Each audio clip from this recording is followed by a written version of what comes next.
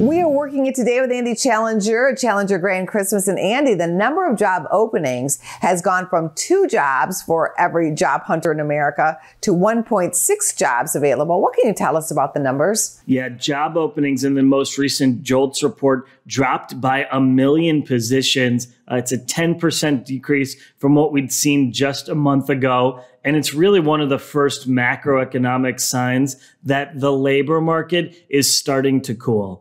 10 million is still a large number of openings, still about 1.67 positions for every unemployed person in the country. And so the labor market remains strong, but the Fed's attempt to cool down the economy and eventually cool down the labor market, this is one of the first signs we've seen, and it's particularly notable. Do you have anything new to report about companies that are laying off workers? We also saw a notable increase in the number of layoffs over the last month.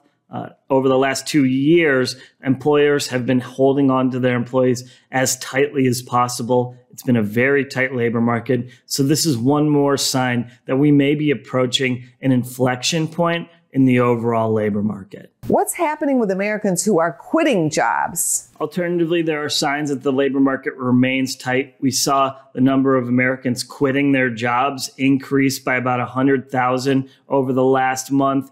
That's a strong sign that people feel confident they can leave their positions and still find great opportunities, maybe with increased wages.